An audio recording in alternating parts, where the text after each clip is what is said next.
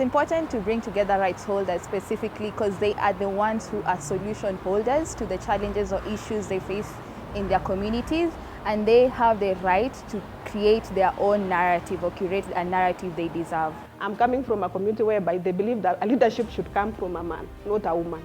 So myself, being a person whom I am today, a woman with disability from indigenous background, I would really love to be a change agent. Me, I just remember even growing up in Shags, everybody wanted to come to Nairobi. Even to date, people still want to come, even with devolution, people still want to come to Nairobi. Why? Because if that thing is not ingrained in us to develop the places we come from, so that the opportunities that are equal in Nairobi can be equal in Kerugoya, equal in Kakamega, equal in Kwale, equal in all these places. True impact, creating true change, is built around the context of ensuring that everyone has the power to act, everyone is equipped, and everyone feels empowered to act. And therefore, because of that, it's important to always remember that there is nothing that is for us without us. In as much as we try to solve problems for people, we actually don't know the problems we are solving for them. They are the only ones who can tell us their problems. And the whole activity has been about figuring out the problems and how we can help those problems lessen, if not eliminate them. Most of these organizations are struggling with fundraising. And so how do they fundraise better? Through the telling of the stories of their organizations. But also, a lot of these organizations are caught on the day-to-day running of the organization. So how do they pause and reflect and take note of the many significant strides that they have made and appreciate the journey that they have had so far? One of the highlights of this week for us has been relooking at the story of our organization and relating that to our value proposition. And as we go back, we are going to relook at the value that we are giving to all our stakeholders. You have to be very understanding as a person, yeah? And that's why if you are not a person who can be patient, if you're not a person who is inquisitive, it's very difficult for you to say you want to create social change. Because change does not happen one day, hey, you come with your ideas and then things move. No. People have stories here. They've taken years. No one will ever come and solve your own problems. You must come with solutions that will be appreciated by the communities, accepted by the communities, and always keep moving. No matter the challenges, no matter the risks that you're involved in, you need to keep on moving. I've spent so many months away from my families. 2017, when there was that clash between the youth and the police, we had to move away from home, stay away, but still come back and pick from where you left and still continue.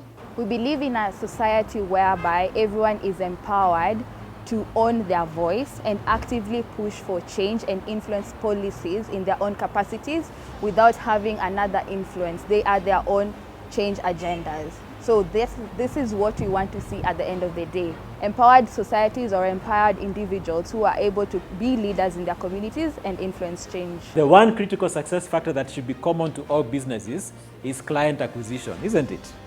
Yes. So no clients, no business. So as you're thinking about other critical success factors for your business, the priority should be what? How will I get my next client? And client acquisition is not guerrilla warfare. You're here today, then you disappear for 6 months. It is a process. That's why I was asking, which process? So one of the processes that you really need to get in place is client acquisition. Otherwise, you'll not be in business. We can spend a lot of time doing a SWOT analysis, which can be very wasteful. What is the connection between critical success factors and SWOT analysis? First, narrow down to your critical success factors and then do a SWOT analysis on those critical success factors. We've been struggling with the problem statement. We've been struggling with pitching. But now, since we have learned this and I have learned this, I'm going to also impact this knowledge on the rest of the staff that did not make it to this bootcamp training. It's been really interesting with this particular group because they represent a diversity of people, but also the work that they're doing in their communities to create impacts, taking what we are learning as it pertains to gender and diversity and leadership, and being able to inculcate that into the different organizations that they run or the communities that they're trying to impact is, for me, something that is potentially very impactful. And so you can come here and say, this is me being born and this is why it's there. This is where I started my organization. This is when we lost everything at my organization. This is when we got our first funding. This is when we lost a senior member of the team. This is when this happened. This is where we are right now. Because we need to see, where are you right now? I want to do actions so that if I say we want to challenge other stereotypes, what are you bringing in? If you're saying poverty is our problem, what are you bringing in to address poverty? So now advocacy to this training to me is like, what are the stakeholders that I want to see? What are the key people I need to work with? Especially when we want to say we want to eradicate FGM and GBVs. So who are these people we want to talk to? And again, what type of advocacy do I want? So that our work is visible and our work will bring those solutions so that we achieve our goals. My key takeaway was creating a clear value proposition so that you can be able now to generate a vision and a mission statement which is clear and pitchable to the donors. Yes, so for us, since we're doing a 5-year plan and we're in the middle of doing it, we'll be able to implement now this program to help us now create a clear vision and mission for where we want to be in the next 5 years.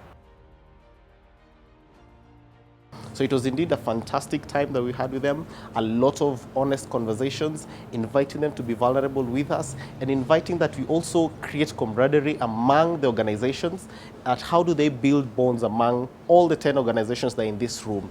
How do they ensure that they can coordinate and they can partner better? Because when you know someone's story, when you know an organization's story, it's easy to connect with them. And we're hoping that these connections go a long way in creating a network of organizations that are connected and organizations that can go a long way in supporting one another in their growth journey.